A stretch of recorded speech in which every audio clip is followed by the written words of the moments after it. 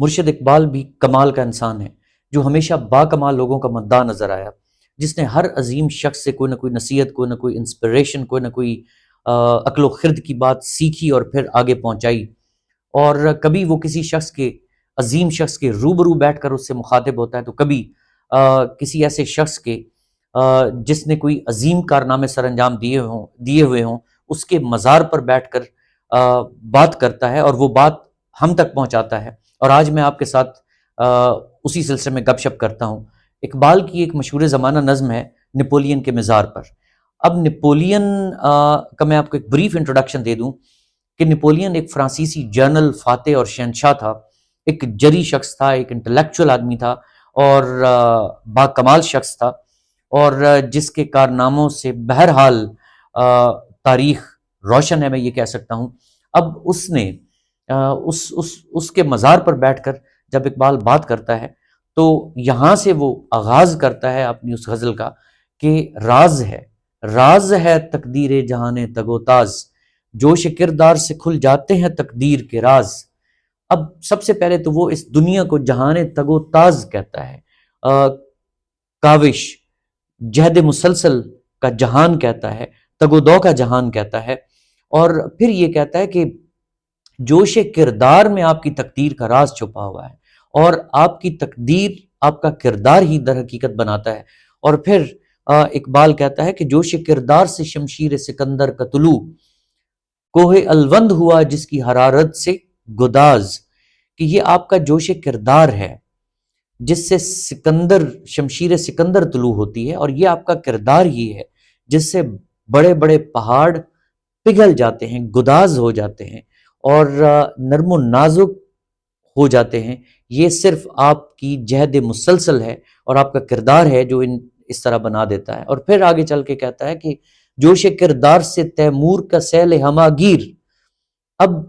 نپولین جیسے فاتح کی بات کرتے ہوئے وہ تیمور جیسے فاتح کی بات بھی کرتا ہے، بہت بڑا مسلمان فاتح تھا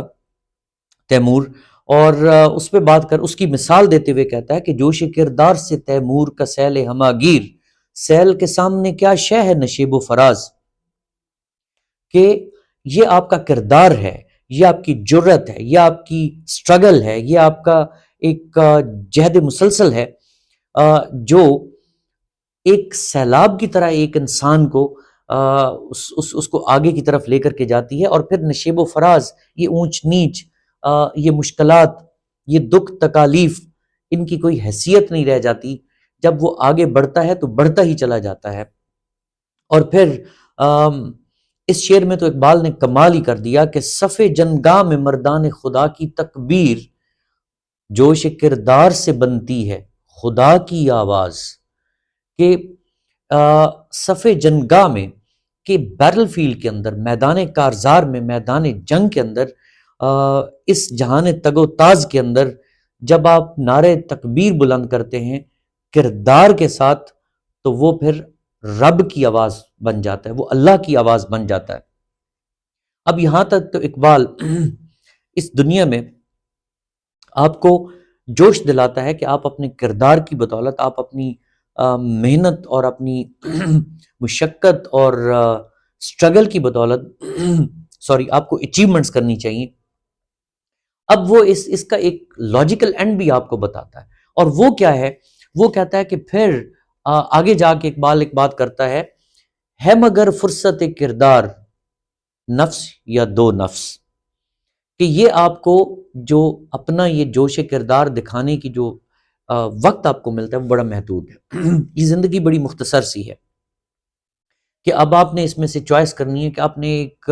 لیزی اور شودوں والی زندگی گزارنی ہے یا آپ نے ایک بھرپور زندگی گزارنی ہے۔ یہ بہت چھوٹا سا ٹائم ہے، اور عوض یک دو نفس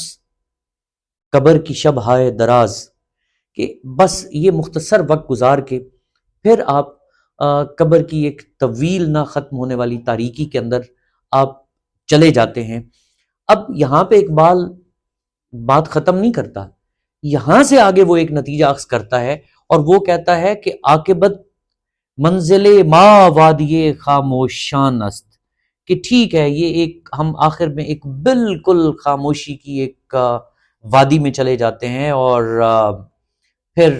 بات ختم ہو جاتی ہے اور اس کو وہ ویل آف سائلنس کہتا ہے، وہاں پہ ہم چلے جاتے ہیں۔ لیکن آخری بات جو وہ کر دیتا ہے وہ کمال ہے کہ حالیہ غلغلہ در گنبد افلاک انداز،